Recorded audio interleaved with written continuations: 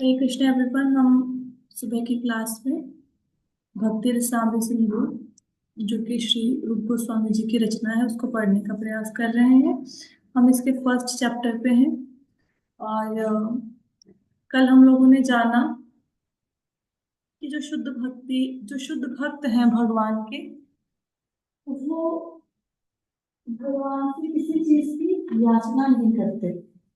मुक्ति के सुख भी शुद्ध भक्ति से मिलने वाले सुखों की तुलना में कुछ भी नहीं है। जैसे एक सागर है सुखों का, भौतिक सुखों का, उसमें भगवान कृष्ण की भक्ति से प्राप्त होने वाला सुख है। उसकी अगर हमें एक बूंद मिल जाए तो भौतिक सुखों से प्राप्त होने वाले सुखों के सागर की तुलना में वो बूंद ज्यादा श्रेष्ठ है। उसमें आपको आनंद आएगा। तो इसके हम लोग इस पैराग्राफ पे थे, श्रीमद् भागवतम के 5वें स्कंद में। तो ममता माता जी आप पढ़ोगे? जी माता जी। आप पढ़िए प्लीज। श्रीमद् भागवत के 5वें स्कंद छठे अध्याय श्लोक 18 में नारद श्री युधिष्ठिर से कहते हैं, हे राजन, भगवान कृष्ण जिन्हें मुकुंद के नाम से भी जाना जाता है, पांडवों और यदुओं के शाश्वत रक्षक हैं। वे हर दृष्टि से आपके आध्यात्मिक गुरु और प्रशिक्षक भी हैं। वे आपके लिए एकमात्र पूजनीय भगवान हैं। वे बहुत प्रिय और स्नेही हैं, और वे आपके व्यक्तिगत और पारिवारिक सभी गतिविधियों के निर्देशक हैं। और इससे भी बढ़कर वे कभी कभी आपके आदेशों का पालन इस तरह करते हैं मानो वे आपके दूत हों। हे राजन, आप कितने भाग्यशाली हैं, क्योंकि दूसरों के लिए सर्वोच्च भगवान द्वारा आपको दिए गए ये सभी उपकार स्वप्न में भी नहीं देखे जा सकते। इस श्लोक का तात्पर्य यह है कि भगवान सरलता से मोक्ष प्रदान करते हैं, किंतु वे कभी कभार ही किसी जीव की भक्ति करने के लिए सहमत होते हैं, क्योंकि भक्ति के द्वारा भगवान स्वयं भक्त द्वारा खरीदे जा सकते हैं। ममता माता जी, इसमें क्या बताया गया है? इसमें श्रीमद् भागवतम के 5वें स्कंद का, फिफ्थ कैंटो का सिक्स्थ चैप्टर है। उसमें श्लोक नंबर 18 में जो नारद मुनि जी हैं वो युधिष्ठिर महाराज से कहते हैं कि ये जो भगवान है ना कृष्ण, जिनका एक नाम मुकुंद भी है, वो पांडवों के रक्षक हैं। सिर्फ पांडवों के रक्षक ही नहीं है, उनके गुरु भी हैं, उनके मेंटर और गाइड भी हैं। और वही आपके लिए पूजनीय होने चाहिए। और भगवान कृष्ण इतना अधिक प्रेम करते हैं पांडवों को कि वो पांडवों के आदेश का पालन भी करते हैं। जैसे जब युद्ध होना था महाभारत का, तो भगवान कृष्ण को शांति दूत बनाकर हस्तिनापुर में भेजा गया।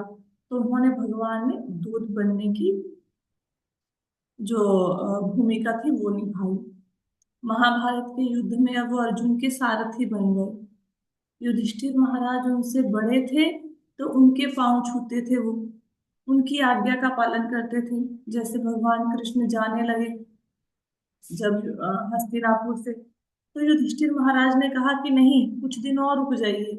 तो उन्होंने फिर उस अ, आदेश का पालन किया और भगवान कृष्ण और रुक गए। तो एक सेवक की भांति सारे आदेशों का पालन करते हैं भगवान कृष्ण पांडवों के। बहुत प्रेम करते हैं उनसे। क्यों? क्योंकि पांडव भगवान के शुद्ध भक्त हैं।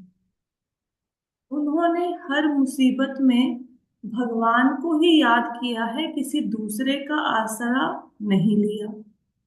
भले ही उनके ऊपर कितने भी विपत्तियां क्यों नहीं आई, लेकिन उन्होंने कभी भी ये नहीं सोचा कि भगवान कृष्ण जो हमारे सखा भी हैं, हमारे भाई भी हैं, उनके होते हुए हमें इतनी विपत्तियां आ रही हैं, तो हमें उनके ऊपर विश्वास करना छोड़ देना चाहिए या उनकी भक्ति को छोड़ देना चाहिए। उन्होंने कभी भी ऐसा नहीं सोचा।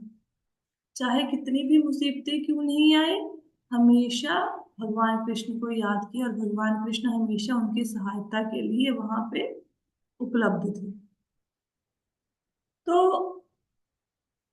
पांडव क्योंकि भगवान के शुद्ध भक्त थे, तो भगवान ने एक दास तक की भूमिका भी निभाई जब उनसे प्रेम का आदान प्रदान किया। इसलिए इस उदाहरण से क्या पता लगता है कि भगवान कृष्ण मुक्ति बहुत इजीली दे देते हैं, भौतिक भोग भी दे देते हैं, लेकिन भक्ति नहीं देते, क्योंकि भक्ति देने के बाद भगवान स्वयं भक्त के द्वारा खरीदे जाते हैं। मतलब भक्त जैसा कहता है फिर वैसा भगवान को मानना पड़ता है, वैसा करना पड़ता है। इसलिए भगवान शुद्ध भक्ति किसी को प्रदान नहीं करते। फिर शुद्ध भक्ति कैसे मिलेगी? गुरु की कृपा से, शुद्ध भक्तों के संग से। और अगर गुरु की कृपा हो जाए, शुद्ध भक्तों का साथ मिल जाए, तो उनकी कृपा से फिर भगवान कृष्ण कृपा करेंगे आपके ऊपर और शुद्ध भक्ति मिल जाएगी। अगले पॉइंट पे चलते हैं। अब तक हमने भक्ति के 4 लक्षणों का वर्णन सुन लिया है। 5वें लक्षण पर चलते हैं, जो है कि शुद्ध भक्ति, एक मिनट, ब्रह्म से एकाकार होने का सुख, परमात्मा परम सत्ता के साथ एक होने का सुख। ठीक है, ये हम पढ़ते हैं। पैराग्राफ इसमें क्या दिया गया है, ममता माता जी पढ़िए। पूरा पढ़ दीजिए ये पैराग्राफ, इकट्ठे चर्चा करेंगे। ठीक है माता जी। परम सत्ता के साथ एक होने का सुख। श्री रूप गोस्वामी कहते हैं कि यदि ब्रह्मानंद या परमात्मा के साथ एकाकार होने का सुख 1 खरब गुना बढ़ा दिया जाए तो भी इसकी तुलना भक्ति सागर से प्राप्त सुख के एक अणुअंश से भी नहीं की जा सकती। हरि भक्ति शुद्धोया में प्रहलाद महाराज भगवान नरसिंह देव को अपनी प्रार्थनाओं से संतुष्ट करते हुए कहते हैं, हे मेरे प्यारे जगत के स्वामी, मैं आपकी उपस्थिति में दिव्य आनंद का अनुभव कर रहा हूँ और सुख के सागर में लीन हो गया हूँ। अब मैं इस आनंद के सागर की तुलना में ब्रह्मानंद के सुख को पृथ्वी पर गाय के खुर के निशान के जल से अधिक कुछ नहीं मानता। इसी प्रकार श्रीमद् भागवतम पर श्रीधर स्वामी की टीका भावार्थ दीपिका में भी इसकी पुष्टि की गई है। मेरे प्रिय भगवान, कुछ भाग्यशाली व्यक्ति जो आपकी भक्ति के अमृत के सागर में तैर रहे हैं और जो आपकी लीलाओं के वर्णन के अमृत का आनंद ले रहे हैं, वे निश्चित रूप से ऐसे परमानंद को जानते हैं जो धार्मिकता, आर्थिक विकास, इंद्रिय संतुष्टि और मुक्ति से प्राप्त सुख के मूल्य को तुरंत कम कर देते हैं। ऐसा दिव्य भक्त भक्ति सेवा के अलावा किसी भी तरह के सुख को सड़क पर पड़े तिनके से बेहतर नहीं मानता। ठीक है, तो इसमें क्या बताया हुआ, इसमें है ब्रह्मानंद से, ब्रह्म से एकाकार होने का सुख। इस पैराग्राफ में ये बताया गया है कि जो लोग निराकार की पूजा करते हैं, जिनको ये लगता है कि हम मृत्यु के बाद भगवान में ही लीन हो जाएंगे, मैं और भगवान एक हो जाएंगे, जिनको ये लगता है, अब उनको लगता है हम भी बहुत सुखी हैं। लेकिन इस सुख की तुलना जो भगवान की भक्ति है, शुद्ध भक्ति है, उसके सुख से नहीं की जा सकती। क्योंकि भगवान के शरीर से निकलने वाली किरणों में विलीन होने से जो सुख मिलता है, या धर्म अर्थ काम मोक्ष से सुख मिलता है, वो शुद्ध भक्ति की तुलना में ऐसा है जैसे सड़क पर पड़ा हुआ कोई तिनका। कैसे समझेंगे इस बात को?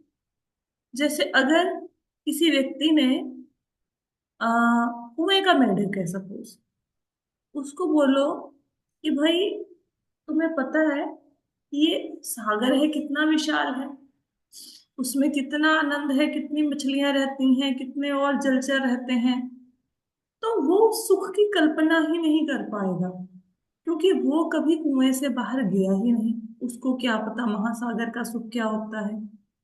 एक व्यक्ति है, वो, उसको बोलो, वो चीनी खा रहा है, उसको बोलो कि तुम्हें रसगुल्ला कभी टेस्ट किया है, वो कहेगा नहीं।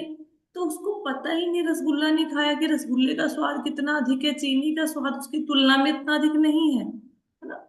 तो जिस सुख को स्वाद, मतलब जिस सुख का स्वाद ही नहीं चखा, तो उस सुख के बारे में फिर आप कल्पना ही कैसे कर सकते हैं? स्वाद चखेंगे तभी पता लगेगा ना कि रसगुल्ला ज्यादा मीठा है, चीनी तो उसकी तुलना में इतनी अधिक स्वादिष्ट नहीं है। तो ये जो ब्रह्म में लीन होने का सुख है, जो लोग निराकार की पूजा करते हैं उनको पता ही नहीं कि भगवान की भक्ति में कितना अधिक सुख है, और ये निराकार की उपासना करने में कोई सुख नहीं है। आपके घर में लड्डू गोपाल जी हैं, आप कहीं जाते हैं उनके लिए वस्त्र खरीदते हैं, कितने अच्छे से शॉपिंग करते हैं, उनके लिए भोग बनाते हैं, कितने अच्छे से भोग बनाते हैं, स्नान कराते हैं, शयन कराते हैं, कितना आनंद आता है उसमें, है ना। मंदिर में जाते हैं, भगवान को देखते हैं, उनके दर्शन करते हैं, कितना आनंद आता है, कितना सुख मिलता है उसमें। अगर उसकी जगह पे आपको बोल दिया जाए कि मंदिर में कोई विग्रह ही नहीं है, बस आपने जाना है, वहां पे एक जोत जल रही है, उसको माथा टेक के आ जाओ, या एक किरणें हैं वहां पे, प्रकाश है, उसको देख के आ जाओ, क्या आपको आनंद आएगा? नहीं आएगा। उसमें क्या आनंद है? उसमें क्या सेवा है? क्या सेवा करोगे? मंदिर में तो भगवान को देखना भी एक प्रकार की सेवा है, उनके दर्शन करना। तो जो लोग निराकार की पूजा करते हैं वो शुद्ध भक्ति से प्राप्त होने वाले सुख के बारे में नहीं जान सकते, जो कि असीमित है। हम्म। अगर परमात्मा के साथ जो लीन होने का सुख है, उसको 1 खरब से गुना कर दें, क्या होता है? करोड़, अरब, फिर आता है खरब। अगर कोई व्यक्ति ब्रह्म में लीन हो गया, उसके उसको 1% का या 100% का सुख मिला, उसको 1 खरब से गुना करो, उसमें जितना सुख मिलेगा उससे भी ज्यादा सुख शुद्ध भक्ति में है। तो शुद्ध भक्ति की महिमा का वर्णन किया गया है हरि भक्ति शुद्धोदय में। प्रहलाद महाराज जी ने यही नरसिंह भगवान से प्रार्थना करी थी कि आपके सामने रहने से जो मुझे खुशी मिल रही है, नरसिंह भगवान के दर्शन कर रहे थे प्रहलाद महाराज, कि आपके सामने रहने से जो मुझे खुशी मिल रही है, उसकी तुलना में मुझे पूरी पृथ्वी का राज्य भी मिल जाए, सारे परलोक का राज्य मिल जाए, जो मर्जी सुख मिल जाए, मैं ऐसा समझूंगा कि आपके दर्शन की तुलना में वो सुख तुच्छ है। पृथ्वी पर राज भोगने का सुख और भगवान के दर्शन का सुख, उनकी कोई समानता ही नहीं है। हम्म, क्योंकि भगवान के दर्शन से प्राप्त जो सुख है वो बहुत अधिक है। यही उन्होंने श्रीधर स्वामी जी ने जो मद्भागवतम के ऊपर टीका करी है, उसमें वो श्रीधर स्वामी भी ये लिखते हैं कि धर्म अर्थ काम मोक्ष, उनसे जो सुख मिलता है, उनकी तुलना में भक्ति से जो सुख मिलता है वो बहुत अधिक है। धर्म अर्थ काम मोक्ष से मिलने वाला सुख सड़क पर पड़े हुए तिनके के समान है। ठीक है, आगे करते हैं। शुद्ध भक्ति का लास्ट लक्षण है कृष्ण को आकर्षित करना, कि शुद्ध भक्ति भगवान कृष्ण को भी आकर्षित करती है। पढ़िए माता जी। कृष्ण को आकर्षित करना। श्री रूप गोस्वामी ने कहा है कि भक्ति सेवा कृष्ण को भी आकर्षित करती है। कृष्ण सभी को आकर्षित करते हैं, लेकिन भक्ति सेवा कृष्ण को आकर्षित करती है। भक्ति सेवा का सर्वोच्च प्रतीक राधा रानी है। कृष्ण को मदन मोहन कहा जाता है, जिसका अर्थ है कि वे इतने आकर्षक हैं कि वे हजारों कामदेवों के आकर्षण को हरा सकते हैं। लेकिन राधा रानी इससे भी अधिक आकर्षक है, क्योंकि वे कृष्ण को भी आकर्षित कर सकती है। इसलिए भक्त उन्हें मदन मोहन मोहिनी कहते हैं, कामदेव के आकर्षण की भी आकर्षित करने वाली। भक्ति सेवा करने का अर्थ है राधा रानी के पद चिन्हों पर चलना, और वृंदावन में भक्त अपनी भक्ति सेवा में पूर्णतः प्राप्त करने के लिए स्वयं को राधा रानी की देख रेख में रखते हैं। दूसरे शब्दों में, भक्ति सेवा भौतिक जगत की गतिविधि नहीं है, यह सीधे राधा रानी के नियंत्रण में है। भगवत गीता में यह पुष्टि की गई है कि महात्मा या महान आत्माएं, दैवी प्रकृति, आंतरिक ऊर्जा राधा रानी के संरक्षण में है। इसलिए कृष्ण की आंतरिक शक्ति के सीधे नियंत्रण में होने के कारण भक्ति सेवा स्वयं कृष्ण को भी आकर्षित करती है। ठीक है माता।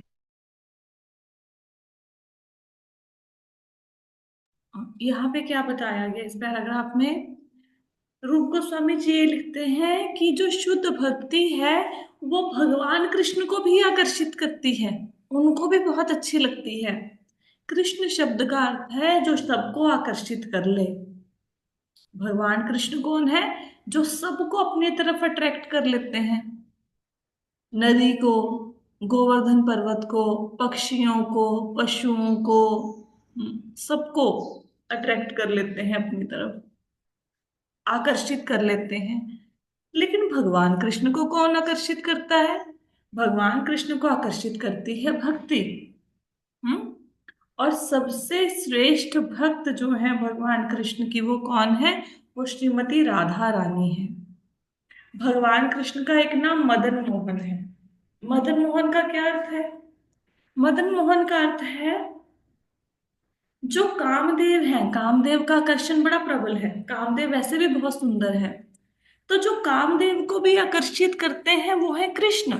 कामदेव, हजारों कामदेव अगर इकट्ठे खड़े कर दे और उनके साथ भगवान कृष्ण खड़े हों, तो भगवान कृष्ण ज्यादा आकर्षित करेंगे कामदेव की तुलना में। तो हजारों कामदेवों के आकर्षण को जो पराजित कर दे वो है कृष्ण। लेकिन जो श्रीमती राधा रानी है, वो उनसे भी ज्यादा आकर्षक हैं। क्यों? क्योंकि वो कृष्ण को आकर्षित करते हैं, इसलिए भगवान को कहते हैं मदन मोहन, और राधा रानी को कहते हैं मदन मोहन मोहिनी। जो मदन मोहन को भी मोहित कर ले वो है मदन मोहन मोहिनी, अर्थात श्रीमती राधा रानी, जो भगवान कृष्ण को भी आकर्षित कर ले, जो कामदेव के आकर्षण को भी मात दे दे, वो है श्रीमती राधा रानी। ठीक है, इसलिए उनको मदन मोहन मोहिनी बोला जाता है। आगे कहते हैं कि भक्ति करने का अर्थ ये है कि जैसे राधा रानी ने भगवान की भक्ति करी, उनके पद चिन्हों पर चलकर हमें भी वैसी भक्ति करने का प्रयास करना चाहिए। आपने भगवत गीता में पढ़ा है कि दो प्रकार की शक्तियां हैं, आंतरिक अतरंगा शक्ति और बहिरंगा शक्ति। अतरंगा शक्ति को राधा रानी कंट्रोल करती है, बहिरंगा शक्ति को दुर्गा देवी कंट्रोल करती है। अभी आप मॉर्निंग की क्लास लगा रहे हैं, आप सीधे राधा रानी के कंट्रोल में है, अतरंगा शक्ति के कंट्रोल में है। अब मॉर्निंग की क्लास खत्म हुई, आपको लगा नींद पूरी नहीं हुई, आप सो गए, तो ये क्या हुआ, सीधे सीधे दुर्गा देवी, माया देवी के कंट्रोल में आ गए। तो जो वृंदावन के लोग हैं, वो हमेशा अपने आप को राधा रानी के अंडर रख के उनकी देख रेख में भक्ति करते हैं, उनके संरक्षण में भक्ति करते हैं, उनके अंडर भक्ति करते हैं। हम्म? जैसे ही कोई भक्त भक्ति करना शुरू करता है, समझो वो सीधे सीधे अतरंगा शक्ति अर्थात राधा रानी के अंडर आ गया। तो क्योंकि भगवान कृष्ण को राधा रानी बहुत प्रिय है, और जो भक्ति कर रहा है वो राधा रानी के अंडर आ जाता है, इसलिए भक्त भी भगवान को प्रिय हो जाते हैं। इसलिए शुद्ध भक्ति भगवान कृष्ण को आकर्षित करती है। ठीक है, क्लियर हुआ? आगे चलते हैं, पढ़िए माता जी।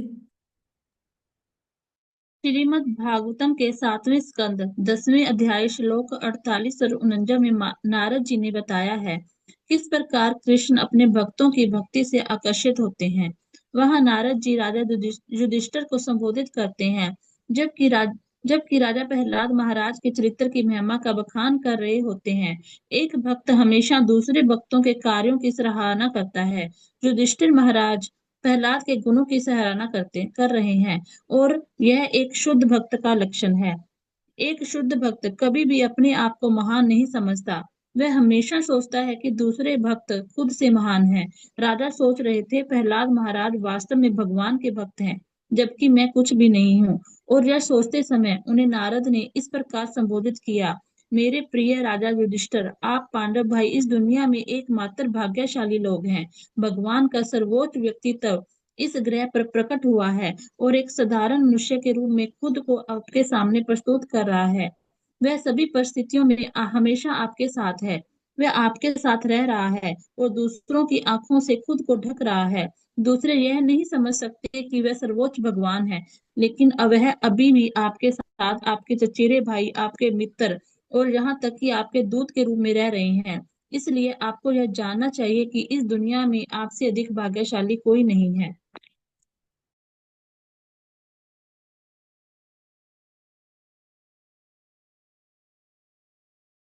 इस पैराग्राफ में एक पैराग्राफ ऊपर छूट गया, वो बाद में पढ़ते हैं, कोई बात नहीं। इसमें ये बताया गया है कि श्रीमद् भागवतम में एक चर्चा आती है, नारद मुनि महाराज युधिष्ठिर से भक्त प्रहलाद की कथा सुनाते हैं। तो भक्त प्रहलाद की कथा सुनने के बाद यज्ञ चल रहा होता है, उस यज्ञ में एक कथा सुनाई जाती है। तो उस कथा को सुनने के बाद युधिष्ठिर महाराज को ये लगता है कि प्रहलाद महाराज जो थे वो कितने बड़े भगवान के भक्त थे, कितने शुद्ध भक्त थे। उनके ऊपर कितनी विपत्तियां आई, कितनी मुसीबतें आई, उनके खुद का पिता उनको मरवाने की कोशिश कर रहा था, फिर भी उन्होंने भगवान की भक्ति नहीं छोड़ी। और अब भगवान स्वयं प्रकट हुए प्रहलाद महाराज की रक्षा के लिए कि वो कितने महान भक्त थे, और मैं तो उनकी तुलना में कुछ भी नहीं हूँ। जो शुद्ध भक्त होता है उसका लक्षण ये होता है कि वो दूसरों को अपने से ऊंचा मानता है और खुद को कुछ भी नहीं समझता, कुछ भी नहीं। तो जब नारद मुनि जी ने उनके मन के भाव को पढ़ा, तो नारद मुनि जी ने उनको प्रोत्साहित किया, क्या कहकर कि राजन, आप भी प्रहलाद महाराज से कम भाग्यशाली नहीं है। क्यों? क्योंकि भगवान धरती पर अवतरित हो चुके हैं और हर कोई उनको जान नहीं पा रहा। लोगों को ये लगता है कि साधारण मनुष्य है, किसी को लगता है मेरा भाई है, किसी को लगता है मेरा सखा है, लेकिन वो जो कृष्ण है वो स्वयं भगवान है, वो धरती पर अवतार ले चुके हैं और दूसरों की आंखों से अपने आप को ढक रहे हैं। इसका अर्थ ये है कि भगवान ने जब धरती पर अवतार लिया तो सब लोग उनको समझ ही नहीं पाए, लोगों ने उनको साधारण मनुष्य माना और उनका मजाक भी उड़ाया। ये जो दुर्योधन इत्यादि थे, ये कृष्ण को भगवान नहीं समझते थे, शिशुपाल भगवान को भगवान नहीं समझता था, वो भगवान से शत्रुता रखते थे। तो भगवान को सिर्फ उन्होंने जाना जिनको भगवान से प्रेम था। जैसे भीष्म पितामह को पता था कि ये भगवान है, पांडवों को पता था, बाकी लोगों को नहीं पता था, उद्धव को पता था। तो कहते हैं कि भगवान कृष्ण कृष्ण यहाँ पे अवतरित हो चुके हैं और भूमिका क्या निभा रहे हैं? आपके भाई की, आपके भाई है वो। तो लेकिन कभी कभी आपके मित्र बनते हैं, कभी कभी आपके दूत बन जाते हैं, लेकिन वो भगवान हैं। और आप इतने भाग्यशाली हैं कि जो पूरी सृष्टि का पालन करता है, जिसके अंदर सारी सृष्टि आती है, वो आपके हर आदेश का पालन कर रहे हैं। तो आपसे बड़ा भाग्यशाली कौन है? जो स्वयं भगवान है, अगर वो भक्त के आदेश का पालन करे, उससे बड़ा भाग्यशाली कौन होगा? तो युधिष्ठिर महाराज को ये कहकर प्रोत्साहित कर रहे हैं कि आप भी प्रहलाद महाराज से कम भाग्यशाली नहीं हो। प्रहलाद महाराज सचमुच बहुत किस्मत वाले थे कि उनको भगवान के दर्शन हुए, उनको शुद्ध भक्ति प्राप्त हुई, लेकिन आप भी उनसे कम नहीं हैं, ये बता रहे हैं। अब ऊपर एक पैराग्राफ रह गया था, उसको पढ़ लेते हैं, एक मिनट। ये आप ये वाला पैराग्राफ पढ़ दो, इस तथ्य की पुष्टि, ये वाला। इस तथ्य की पुष्टि श्रीमद् भागवत के 11वें स्कंद के 14वें अध्याय के श्लोक नंबर 20 में कृष्ण द्वारा की गई है, जहाँ वे कहते हैं, मेरे प्रिय उद्धव, तुम मुझसे यह जान सकते हो कि मेरे भक्तों द्वारा की गई भक्ति सेवा के प्रति जो आकर्षण मुझे होता है, वह रहस्यमय योग, दार्शनिक चिंतन, अनुष्ठानिक यज्ञ, वेदांत के अध्ययन, कठोर तपस्या के अभ्यास या दान में सब कुछ देने से भी प्राप्त नहीं होता। ये निस्संदेह बहुत अच्छे कार्य हैं, लेकिन वे मेरे लिए मेरे भक्तों द्वारा की गई पारलौकिक प्रेममयी सेवा के समान आकर्षक नहीं है। इस पैराग्राफ में क्या बताया गया है? ये श्रीमद् भागवतम के 11वें स्कंद से लिया गया है, 14वां अध्याय है, 20वां श्लोक है। जब भगवान धराधाम से जाने लगे, जब यदुवंशी आपस में लड़कर उनकी मृत्यु हो गई और भगवान के भी धरती से जाने का समय हो गया, तो उद्धव जी आके उनसे मिले। भगवान एक पेड़ के नीचे बैठे थे, तो भगवान ने वहां पे उनको जो ज्ञान दिया उसको उद्धव गीता कहते हैं। 11वें स्कंद में इसका वर्णन आता है। यहाँ पे उद्धव जी से भगवान कृष्ण कहते हैं कि जो भक्त मेरी भक्ति करते हैं वो मुझे सबसे अधिक प्यारे हैं, मैं सबसे ज्यादा उनकी तरफ आकर्षित होता हूँ, उनकी तरफ अट्रैक्ट होता हूँ। अगर कोई व्यक्ति बहुत हजारों सालों तक योग साधना करता रहे, तपस्या करता रहे, ज्ञान अर्जित करता रहे, वेदों को पढ़ता रहे, दान देता रहे, वो भगवान को आकर्षित कर ले ये जरूरी नहीं है। बड़े बड़े यज्ञ करके भगवान आकर्षित हो जाएं जरूरी नहीं है। चाहे भले ही वो हजारों जन्मों तक उसको करता रहे, लेकिन शुद्ध भक्ति जो है भगवान को इमीडिएटली तुरंत आकर्षित करती है। तो भगवान ने शुद्ध भक्ति को ज्ञान से, ध्यान से, यज्ञ से, वेदों के अध्ययन से, तपस्या से और दान से भी ऊपर माना है। कौन सी शुद्ध भक्ति? जिसमें कोई भौतिक इच्छा नहीं है और जिसमें जो गुरु के अंडर की जाती है, गुरु के निर्देशन में और भक्तों के संग की जाती है, वो शुद्ध भक्ति। कहते ऐसा नहीं कि तपस्या, दान, यज्ञ करना ये अच्छे कार्य नहीं है, ये अच्छे कार्य हैं, लेकिन वो भक्ति की तुलना में कुछ भी नहीं है। ये भगवान कृष्ण स्वयं कह रहे हैं उद्धव से, भगवत गीता के 11वें स्कंद में। तो हम समझ सकते हैं कि शुद्ध भक्ति कितनी अधिक भगवान को प्रिय है और भगवान उसको सब चीजों से ऊपर मानते हैं। अब हम लास्ट पैराग्राफ पे आ गए हैं चैप्टर के। पढ़िए माता जी। भगवत गीता में जब कृष्ण अपने विश्व रूप में प्रकट हुए तो अर्जुन ने प्रार्थना की, हे कृष्ण, मैंने आपको अपना चचेरा भाई माना और इस प्रकार मैंने आपको कृष्ण या मित्र कहकर अनेक प्रकार से आपका अनादर किया, किंतु आप इतने महान हैं कि मैं समझ नहीं सका। पांडवों की स्थिति ऐसी ही थी। यद्यपि कृष्ण भगवान हैं, सभी महान व्यक्तियों से सबसे महान, किंतु वे उन राज भाइयों के साथ रहे क्योंकि वे उनकी भक्ति, उनकी मित्रता और उनके प्रेम से आकर्षित थे। यह इस बात का प्रमाण है कि भक्ति की यह प्रक्रिया कितनी महान है। यह भगवान को भी आकर्षित कर सकती है। भगवान महान है, किंतु भक्ति भगवान से भी बड़ी है, क्योंकि यह उन्हें आकर्षित करती है। जो लोग भक्ति में नहीं हैं, वे कभी नहीं समझ सकते कि भगवान की सेवा करने का कितना महान मूल्य है। ठीक है। तो इसमें यह बताया गया है कि भगवत गीता में जब भगवान कृष्ण ने अर्जुन को अपना विराट रूप दिखाया तो अर्जुन तो हैरान रह गए, क्योंकि अर्जुन जो थे वो भगवान कृष्ण के सबसे, पांडवों में भगवान कृष्ण को सबसे अधिक प्रिय अर्जुन थे। भाई भी थे, मित्र भी थे। इकट्ठे शिकार खेलने जाते, इकट्ठे कहीं भी विहार करना होता वहां जाते, इकट्ठे उन्होंने कई बार सामना किया शत्रुओं का। जैसे खांडव वन को जलाया अर्जुन ने, वहां भगवान कृष्ण साथ थे। महाभारत के युद्ध में भगवान कृष्ण साथ थे। सुभद्रा हरण की जो योजना बनाई उसमें भगवान कृष्ण साथ थे। पांडव मतलब अर्जुन के साथ ही सोते थे, उठते बैठते थे, घूमने जाते थे। अर्जुन भगवान को बहुत प्रिय थे। तो अर्जुन उनके साथ व्यवहार करते थे जैसे मित्रों के साथ किया जाता है। जैसे हम कजन्स होते हैं, एक दूसरे के साथ मजाक कर लेते हैं, है ना। दोस्तों में भी मजाक चलता है। तो वो तो भगवान को ऐसे ही मजाक मजाक में कभी कभी अपमान तो नहीं, जैसे हंसी मजाक में कई बार हम किसी को नीचा भी दिखा देते हैं ना, कुछ किसी की उपहास भी कर देते हैं, किसी का मजाक भी उड़ा देते हैं। तो जब उसने विश्व रूप को देखा, अर्जुन ने देखा, तो अर्जुन कहते कि भगवान आप मुझे माफ कर दो, क्योंकि मैं तो आपको अपना भाई, अपना मित्र कह रहा था। आप तो इतने महान हो, मैं आपकी महानता को समझ ही नहीं पाया।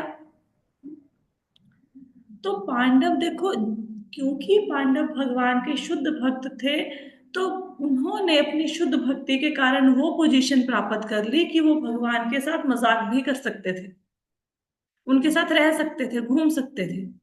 क्यों? क्योंकि वो शुद्ध भक्त थे और शुद्ध भक्ति भगवान कृष्ण को आकर्षित करती है।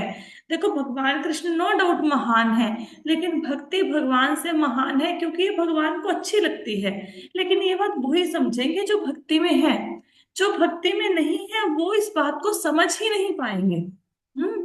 अब आप तिलक लगाओ, तिलक लगाने का क्या महत्व है ये वो समझेगा जो तिलक लगाता है। जो माला करता है उसको माला करने का महत्व पता है। नहीं तो दूसरा व्यक्ति पता है क्या बोलेगा, कि ये सारा दिन माला लेके ढोंग करते रहते हैं, ऊंचा ऊंचा भगवान का नाम लेते रहते हैं, हमारे तो भगवान दिल में ही बसते हैं। अगर भगवान दिल में बसते हैं तो उनका नाम तो हर समय जुबान पर होना चाहिए। होना चाहिए कि नहीं होना चाहिए? आप जिससे प्रेम करते हैं, आपकी जुबान पर हमेशा उसका नाम होता है। कई बार आप देखोगे बच्चा सारा दिन ऐसे ही मम्मा मम्मा मम्मा मम्मा करता रहता है। क्यों? क्योंकि वो प्रेम करता है, उसको काम कोई नहीं होता, लेकिन उसको माँ से प्रेम है, वो ऐसे ही उनका नाम गुनगुनाता रहता है। तो जिसके दिल में भगवान बसते हैं उसके मुख से तो कृष्ण के सिवाय कोई बात निकलनी नहीं चाहिए दुनियादारी की। उसको मुख से तो हमेशा कृष्ण निकलना चाहिए, कृष्ण कथा निकलनी चाहिए। क्योंकि भगवान तो रहते परमात्मा स्वरूप में सबके अंदर है। क्योंकि भगवान से प्रेम नहीं है, इसलिए भगवान का नाम जुबान से निकल नहीं रहा। उसको छुपाने के लिए, भक्तों की निंदा करने के लिए क्या बोलना शुरू कर दिया कि ये लोग ढोंग करते हैं, हमारे तो भगवान दिल में रहते हैं। तो अगर भक्तों को आप ढोंगी भी मानो तो आप वैसा ढोंग करके तो देखिए। डेली 16 माला करनी है, कितने दिन ढोंग कर लोगे? 1.5-2 घंटे लग जाते हैं, डेली बैठ के तो देखिए।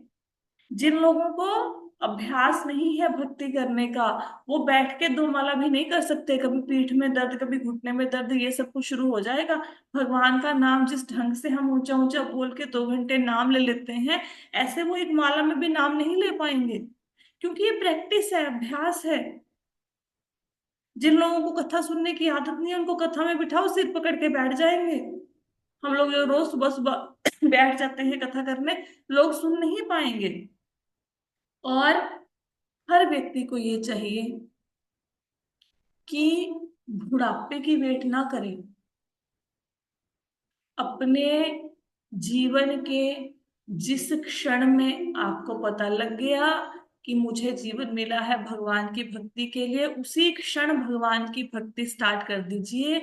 क्योंकि अगर किसी ने भक्ति नहीं की तो बुढ़ापे में वो भक्ति कर ले, ये पॉसिबल ही नहीं है। साठा सो पाठा, जो 60 साल तक आदत पड़ गई, चाहे चुगली करने की है, चाहे निंदा करने की है, चाहे सोने की है, चाहे अननेसेसरी टेंशन लेने की है, वो 60 के बाद सुधरेगी नहीं। मैं बहुत से ऐसे ऐसे वृद्ध माताओं को देखती हूँ, जितना मर्जी कह लो भक्ति कर लो भक्ति कर लो, एक माला नहीं होती उनसे। और बिठा के उनसे चुगलियां करनी शुरू कर दो गली मोहल्ले की, वो 4-5-6 घंटे तक बैठे रहेंगे, उनको टाइम का पता नहीं चलता। अब आपने कभी, अब कई बार देखा होगा, आप किसी किसी गली में जाते हैं तो वहां पे 4-5 लेडीज इकट्ठी होके बैठी होती हैं, घर का काम निपटा के। किसी भी ग्रुप में चले जाओ जहां पे 4-5 लेडीज गलियों में बैठी हैं, गलियों के बाहर, उनका क्या काम है? कौन घर से निकल के कहाँ जा रहा है, किसके घर में कौन आ गया, किसकी बेटी पढ़ाई कर रही है, किसकी शादी नहीं हुई, कौन शादी के बाद घर आके बैठ गया, या अपनी सास की बुराई है, या अपनी डॉटर इन लॉ की बुराई है, या अपने किसी भी सेल की बात है, राजनीति की बातें हैं, ये चल रहा है। किसी भी ग्रुप में जो गलियों के बाहर ये औरतें बैठी हैं, किसी ग्रुप में आपको कृष्ण का नाम लेते हुए लेडीज नहीं मिलेंगी। संडे को आप जाते हैं, जगह जगह पे जेंट्स भी आपको दिखेंगे, मार्केट में टोलियां बना के खड़े हुए। वहां पे बीजेपी कांग्रेस की बातें होंगी, मैच की बातें होंगी, बिजनेस की बातें होंगी। कोई आपको जेंट्स का ऐसा ग्रुप नहीं मिलेगा जहां पे भगवत प्रेम हो, भगवत चर्चा हो, भगवत कथा हो, कोई नहीं मिलेगा। आप मार्केट में जाइए, दुकानों पर कस्टमर नहीं मिलेंगे आपको। वहां पे क्या है, टीवी लगा होएगा, लोग मैच देख रहे हैं, न्यूज सुन रहे हैं, या अखबार खोल के बैठ जाएंगे, या मोबाइल लेके बैठे होंगे। कोई भगवान की भक्ति करता नहीं मिलेगा। आप बस में सफर कीजिए, सब लोग अपना अपना मोबाइल लेके बैठे होंगे, या फिर ना सिर्फ बाहर के पेड़ों को देख रहे होंगे कि खिड़की से बाहर क्या नजर आता है, या एक दूसरे को घूर रहे होंगे। जो बस में बाकी सवारियां बैठी हैं, ट्रेन में बाकी सवारियां बैठी हैं, कोई भगवान का नाम ले, पूरी की पूरी बस में आपको एक सिंगल बंदा नजर नहीं आएगा, भले ही उस बस में 90 साल का बुजुर्ग बैठा हो, 80 साल का बैठा हो, कोई भगवान का नाम नहीं लेगा। जिंदगी में जितनी मर्जी फुर्सत हो, लोग नाम लेते ही नहीं है। नाम लेने का अर्थ उनके लिए क्या है? सुबह उठो, जोत जलाओ देसी घी की, उसके बाद बैठ जाओ मोबाइल लेके, यूट्यूब खोलो, टीवी लगाओ, गली मोहल्ले में बैठो, बस यही है। फोन पे गप्पे मार लो, क्योंकि आदत नहीं है। जिनकी आदत है वो क्या करेंगे, जैसे ही काम निपटाएंगे या तो भगवत गीता खोल लेंगे, भागवतम खोल लेंगे, लेक्चर लगा लेंगे, माला करनी शुरू कर देंगे, कोई श्लोक पढ़ लेंगे। उनके पास समय ही नहीं है, भक्तों के पास। वो तो ये सोचते हैं कि दिन में 10 मिनट का समय मिले और मैं समय को भगवान की भक्ति में यूज कर लूं। ये आदत बनानी पड़ती है, ऐसे बनती नहीं है, एक दिन में नहीं बनती है। लोगों के बड़े ताने पड़ेंगे भक्ति के मार्ग पर चल रहे हो। और लोग लोग तो बहुत दूर की बात है, सबसे पहले आपके घर वाले आपके ऊपर जो गालियों की बौछार करेंगे, सबसे पहले वो होगी। लेकिन अपने मार्ग को छोड़ना नहीं है। पांडवों के ऊपर मुसीबतें आई, भगवान के नाम को नहीं छोड़ा। आपने भी भगवान के नाम को छोड़ना नहीं है, भले ही लोग जितनी मर्जी निंदा करते रहे, क्योंकि उनको नहीं पता कि मृत्यु के बाद उनके साथ क्या होने वाला है। आपको पता है, तो आप भक्ति में लग जाइए, अभी से लग जाइए। ठीक है। इसके साथ ही हमारा फर्स्ट चैप्टर यहाँ पे कंप्लीट होता है। हमने शुद्ध भक्ति के लक्षणों की चर्चा करी। 6 शुद्ध भक्ति के लक्षण हैं। कौन सा, कि शुद्ध भक्ति सारे क्लेशों से मुक्त कर देती है। क्यों? क्योंकि शुद्ध भक्ति सारे पापों को समाप्त कर देती है। फिर शुद्ध भक्ति कल्याण को आरंभ कर देती है। क्यों? क्योंकि शुद्ध भक्ति अगर आप करते हैं तो उससे आपका घर परिवार देश सब संतुष्ट हो जाएंगे, सब खुश हो जाएंगे।